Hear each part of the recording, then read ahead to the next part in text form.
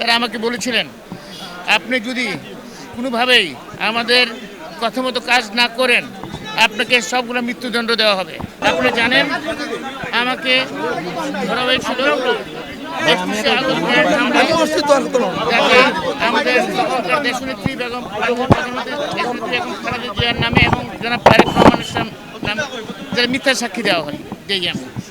যেহেতু তখন আমি কোনো মিথ্যা সাক্ষী দেইনি, তখনকার তদন্তকালীন কর্মকর্তা যিনি কাহারাকন্দ এবং আরও অন্যান্য যারা টিমে ছিলেন তারা আমাকে বলেছিলেন, আপনি যদি কোনোভাবেই আমাদের কথা মতো কাজ না করেন আপনাকে সবগুলো মৃত্যুদণ্ড দেওয়া হবে এবং উপরন্ত 10টা মামলা আসামি করা হবে এবং যতগুলো গ্রেনেড মামলা আছে সবগুলোর মধ্যে আপনাকে জড়িত করা হবে।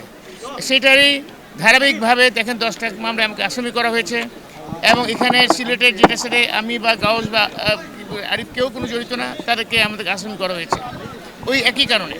এবং আমাকে সাথে ওদেরকে জড়াই দিয়েছে এই কারণে, আরিফ সাহেব মাননীয় মন্ত্রী এবং মাননীয় গাউসের মাননীয় হুইপ সাহেবকে জড়াই দিয়েছে যাতে সিলেটের সাথে একটা লিঙ্ক তৈরি করা যায়। আল্লাহর দুনিয়া অনেক বড়, আল্লাহর বিচার সবার আগে, আল্লাহর বিচার হয়েছে এবং ইনশাআল্লাহ তারা আজকে দেখেন শেখ হাসিনা কোথায় আর আমরা কোথায়। আল্লাহর কাছে লাখ লাখ শুকর। কালার এক্সপার্ট ডার্ক স্যাপ এবং মাইল্ড অন হ্যান্ডস টেকনোলজি সমৃদ্ধ অরিক্স অ্যাডভান্স ডিটারজেন্ট পাউডার আপনার লন্ড্রি এক্সপার্ট। 26.5 মাস আমি এবং আরিফ ভাই এই মামলায় আমরা বাংলাদেশের বিভিন্ন কারাগারে অত্যন্ত মানবেতর জীবনযাপন করেছি এবং একটাই আমাদের ভরসা ছিল, ন্যায়ের পক্ষে সত্যের পক্ষে মহান রব্বুল আলামিন কোনো না কোনো সময় নিশ্চয়ই আমাদেরকে এই ঝামেলা থেকে মুক্ত করবেন।